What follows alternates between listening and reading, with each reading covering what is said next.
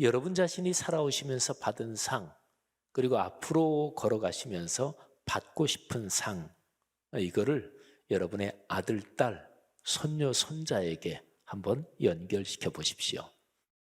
여러분의 아들, 딸, 손녀, 손자들이 지금까지 받은 상 중에서 여러분에게 너무나 행복한 그런 상이 무엇입니까?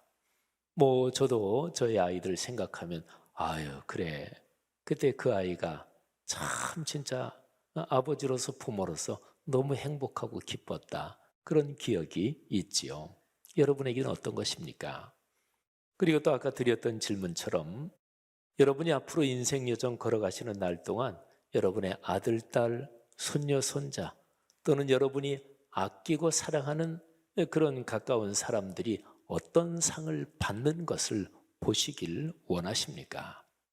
오늘 제 설교 본문이 포함된 마태복음 6장에 상을 받기를 원하는 그런 사람들의 모습이 오늘 이 본문에 기록이 되어 있습니다. 그런데 상 받기를 원하는 가장 통속적인, 그리고 긍정적이지 못한 그런 모습이 오늘 여기 본문에 기록이 되어 있습니다. 자, 제 묵상 노트에서 오늘 이 설교를 진행하면서 관련된 사진을 하나 보여드리겠습니다. 한번 보시면 마태복음 6장 1절에 사람에게 보이려고 이런 표현이 나오지요.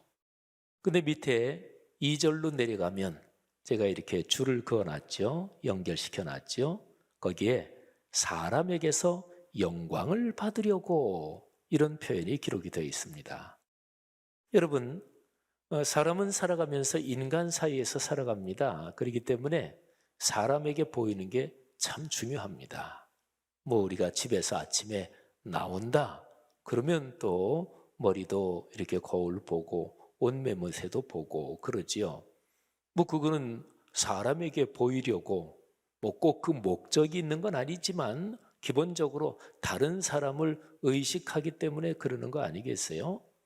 인간이 예를 모르면, 염치를 모르면 그건 인간이 아닙니다. 그건 짐승이지. 그러니까 사람이 사람인 것은 인간관계 속에서 예를 갖고 그리고 염치를 알고 수호지심을 가지고 그러면서 덕을 쌓아나가는 것, 이게 사람의 모습이죠. 그러니까 사람은 늘 다른 사람에게 내가 어떻게 비치나 당연히 신경을 써야 됩니다. 그래서 명예, 체면, 이거는 중요한 것입니다. 그런데 오늘 여기에서 사람에게 보이려고 그리고 사람에게서 영광을 받으려고 1절, 2절에 나온 거는 그 정도가 아니라 오로지 삶의 목표가 다른 사람에게 나를 과시하려고 또는 다른 사람에게 나를 과장해서 보이고 그러면서 내가 대단한 사람인 것처럼 인정을 받으려고 거기에 지나치게 치우친 모습을 기록한 것입니다. 자, 제 묵상 노트 그 다음에 이어지는 내용을 한번 보여드리겠습니다. 1, 2절 말씀드렸는데 5절에 보면 또 나옵니다. 너희는 기도할 때에 외식하는 자와 같이 하지 말라. 그들은 사람에게 보이려고. 자, 여러분, 그러니까 오늘 이 성경 본문, 설교 본문이 1절부터 4절인데 거기는 구제에 대해서 나와요. 그리고 5절 이하는 기도에 대해서 나와요. 그리고 더 내려가면 금식에 대해서 나옵니다. 자, 이 세 가지, 구제, 기도, 금식, 이것은 유대인의 그 문화권, 유대교의 신앙에서 아주 중요한 핵심적인 세 가지 삶의 덕목입니다. 예수님께서 그 대표적인 세 가지를 딱 예를 드시는 거예요. 그러면서 그 당시에 사람들이 유대교 신앙의 대표적인 세 가지 덕목을 실천하기는 하는데 그런데 너희가 잘못됐다. 너희가 비뚤어져 있다. 비틀려 있다. 그런데 세 가지에서 다 공통적으로 예수님께서 사람에게 보이려고 구제하는구나. 사람에게 보이려고 기도하는구나. 그리고 사람에게 자랑하려고 금식하는구나. 그거는 하나님 앞에서 구제도 아니고 기도도 아니고 금식도 아니다. 이렇게 책망하시는 거죠. 자, 그러면 하나 더 볼까요? 제 묵상 노트 좀 더 크게 1절에서 2절, 2절에서 5절, 그리고 5절에서 16절 오른쪽 단 거기 16절에 보면 금식에 대한 말씀이 나와요. 금식할 때에 외식하는 자들과 같이 사람에게 보이려고 그렇게 하지 말아라. 자, 여러분 한번 보세요. 그러면 오늘 여기 마태복음 6장에 전체적으로 쭉 나오는 데서 아주 중요한 그리고 반복되는 표현들, 그걸 한번 정리해 볼 필요가 있습니다. 자, 반복되는 표현들을 한번 보면서 좀 더 이 뜻을 깊이 묵상해 보겠습니다. 반복되는 표현들 첫 번째, 사람에게 보이려고 1절, 5절, 16절에 나오지요. 그리고 사람에게서 영광을 받으려고 2절까지 하면 4번이나 기록이 되어 있죠. 그런데 예수님께서 거기에 대해서 이렇게 말씀하십니다. 3번 반복해서 내가 진실로 너희에게 이르노니 그들은 자기 상을 이미 받았느니라. 똑같은 것이 2절, 5절, 16절에 기록이 되어 있습니다. 내가 진실로 너희에게 말한다. 사람이 보이려고 하는 그런 구제, 기도, 금식은 자기 상을 이미 받았다. 그런데요, 내가 진실로 너희에게 이르노니 그 말을 헬라어로 하면 아멘. 이게 뭐냐면 진실로, 우리가 기도 끝에 아멘 하면 진실로, 이건 진짜로 중요한 거다, 그런 뜻이에요. 아멘. 그리고 레고, 장난감 레고 있죠? 그거랑 발음이 똑같은데 헬라어 레고 그러면은 내가 말한다, 그런 뜻이에요. 그래서 2절, 5절, 16절 세 군데에 아멘, 레고 이렇게 문장이 시작이 돼요. 우리 한글 성경 번역에는 2절에 내가라는 그 번역이 단어가 빠졌어요. 거기에 사실은 들어가야 돼요. 그러면 2절, 5절, 16절 세 번에 걸쳐서 아멘, 레고, 내가 참으로 중요하게 진짜로 말하는데 그렇게 사람에게 보이려고 하는 사람들은 자기 상을 이미 받았다. 땅에서 받은 거예요. 그러니까 하늘의 상급이 없다. 그리고 오늘 본문 쭉 길게 보면은 거기에 반복되는 단어가 표현이 또 한 번 나오는데 이런 사람들과 대비해서 하나님 앞에서 사는 사람들 얘기가 나옵니다. 4절, 6절, 18절에 보면은 하나님 앞에서 은밀하게, 사람이 기준이 아니고 하나님께 기준을 두고 구제하고 기도하고 금식하는 사람들은 은밀한 중에 보시는 내 아버지께서 갚으신다. 이런 표현이 3번 반복해서 나와요. 자, 그러면 여러분 보세요. 오늘 여기 마태복음 6장 1절부터 쭉 이어지는 구절은 2가지 인생이 정확하게 대비가 되는 거예요. 자기 인생의 목표를 사람에게 인정받고, 그리고 사람에게 칭찬받고, 다른 사람보다 내가 더 나아, 비교의식이지요. 비교의식에 민감한 사람은 속에 숨겨진 열등감이 있는 사람입니다. 그런데 숨겨진 열등감은요, 우리가 보통 저 사람은 다른 사람보다 돈을 엄청 많이 벌었어, 저 사람은 다른 사람보다 학력이 대단히 높아, 저 사람은 진짜 사회적으로 무지무지하게 출세 많이 했어, 그런 사람 열등감 없을 것 같죠? 여러분, 그렇지 않습니다. 사회적으로 어느 분야에서 굉장히 탁월하게 성취한 사람들 중에 심리적인 열등감 가진 사람이 더 심하다는 거예요. 그러니까요, 자기 인생길을 걸어가되 비교의식에 사로잡혀서, 그리고 사람들에게 인정받고 칭찬받고, 그러니까 자기 자신의 삶의 의미를 다른 사람의 시선에 두는 거예요. 그런 인생길. 그리고 또 하나는 하나님께 기준을 두고, 그리고 하나님 앞에서 사는 이런 사람들, 이 2가지 길이 대조가 돼 있는 거예요. 예수님께서 말씀하시는 거예요. 사람에게 인정받고 또 거기에 기준을 두고 사는 삶은 땅에서 자기 상 이미 다 받았다. 하늘의 상은 없다. 그런데 하나님께 기준을 두고 살아가는 그런 사람들의 삶, 거기에는 하늘 아버지께서 그 사람에게 상을 주시고 그 사람에게 갚아주신다. 이렇게 말씀하는 거죠. 사랑하시는 여러분, 여러분이 걸어가시는 인생 여정에서, 그리고 특별히 여러분의 아들, 딸, 손녀, 손자가 걸어가는 그 인생 여정에서 누구의 상을 받기를 원하십니까? 여러분, 국무총리 표창보다 대통령 표창이 훨씬 더 좋습니다. 또 공무원이나 공직자들은 어떤 고가 자기 평가를 받을 때 당연히 국가의 공적인 체계에서 표창장 받은 것은 그건 점수가 달라요. 그리고 표창보다 더 센 거는 포장, 그리고 훈장이지요. 그런 거는 더 영예로운 것입니다. 상도 분명히 종류가 다릅니다. 어떤 상을 받기를 원하십니까? 하나님 아버지께, 전능하신 하나님께서 여러분을 인정하시고 여러분의 아들, 딸, 손녀, 손자의 삶을 인정하시고 그리고 상을 주는 그런 축복이 있기를 주의 이름으로 축원합니다. 사랑하신 여러분, 오늘 이 설교 본문에 연관되는 전체 문맥에서 좀 더 하나 깊은 뜻을 한 걸음 더 들어가서 묵상하려고 합니다. 예수님은 오늘 가르침을 주시면서 그리스도인이 세상 사람들과는 달라야 한다고 요청하십니다. 자, 한번 볼까요? 자, 여기 전체를 보면 이게 세 덩어리로 되어 있어요. 그러니까 구제에 대한 거, 기도에 대한 거, 그리고 금식에 대한 거지요. 근데 세 덩어리마다 예수님께서 사람에게 기준을 두고 살아가는 사람들을 얘기하고 그 다음에 우리 그리스도인이 어떻게 살아가야 되는지 그 얘기를 합니다.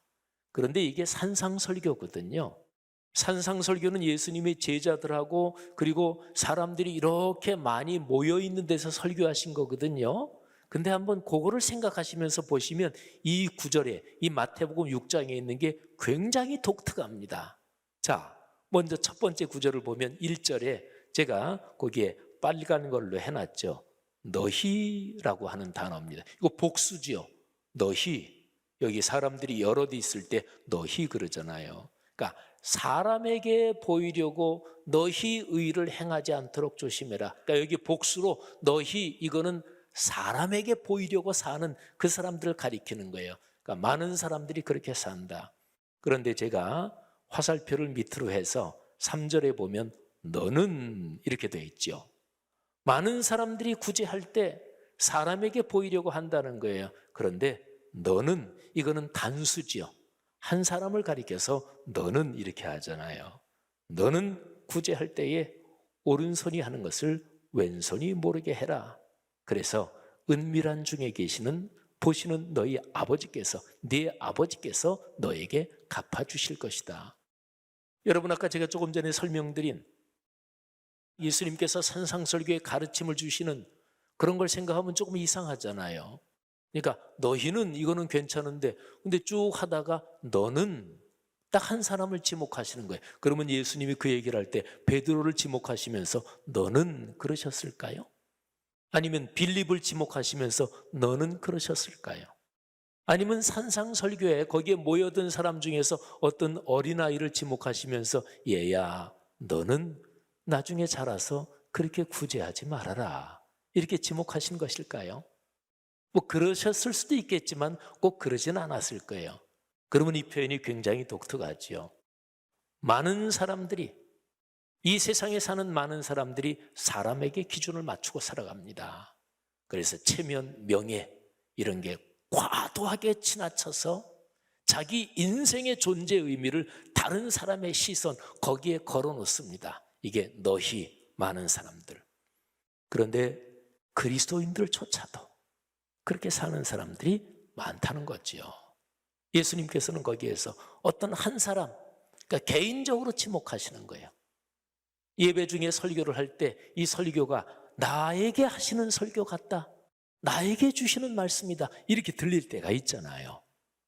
제가 예배 끝나고 성도들하고 인사할 때 어떤 권사님, 또 어떤 집사님, 목사님, 오늘 설교 저에게 주신 말씀이에요. 저 때문에 설교하신 것 같아요. 그럴 때가 있잖아요. 그게 복이지요. 오늘 여기에서 예수님이 하시는 말씀은 그런 말씀이에요. 사람에게 보이려고 구제하는 사람들이 많고 그리스도인조차도 그렇다. 그런데 너는, 이 말씀을 그 당시에 예수님의 가르침을 듣는 어떤 사람들이 나에게 하시는 말씀이구나 이렇게 들은 그 사람은 얼마나 큰 복을 받은 것일까요? 오늘 이 마태복음의 이 말씀을 2000년 후에, 기록된 2000년 후에 우리가 묵상하고 예배 참석해서 설교를 들으면서 여기에 너는 한 사람 단수를 지목하는 이 얘기를 나 이렇게 듣는 그런 그리스도인은 얼마나 큰 복이 있는 사람일까요? 여러분, 아까 제 묵상 노트 다시 한 번 더 보면서 너희, 너 이게 3번 반복됩니다. 자, 보세요. 5절에 너희는 기도할 때에 이렇게 되어 있는데 그 다음에 너는 그렇게 기도하지 말아라. 16절 보면 금식할 때에 너희는 외식하는 자들처럼 그렇게 금식하는구나. 그런데 너는 17절에 그렇게 기도하면 안 된다 이렇게 말씀하시죠. 사랑하신 여러분, 예수님께서 도전하시는 그게 그거예요. 예수님께서 우리에게 던지는 질문이 이것입니다. 그러니까 우리에게 너희는 달라야 한다. 자, 보십시오. 달라야 한다는 예수님의 가르침, 그 요청을 보십시오. 요약하면 이렇습니다.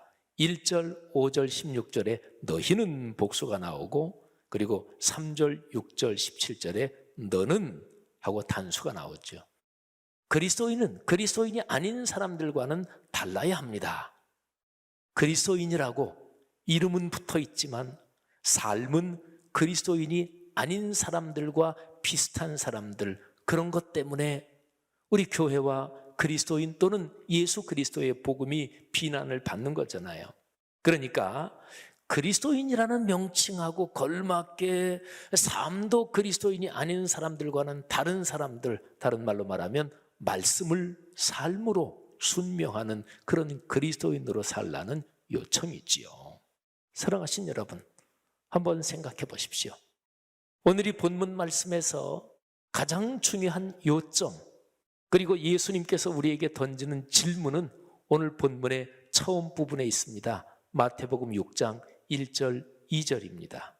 저는 이 구절을 묵상하면서 동네 세매줄 성경 거기에 왼쪽에 본문이 나온 거기에 이렇게 간략하게 짤막하게 기록했습니다. 그렇구나.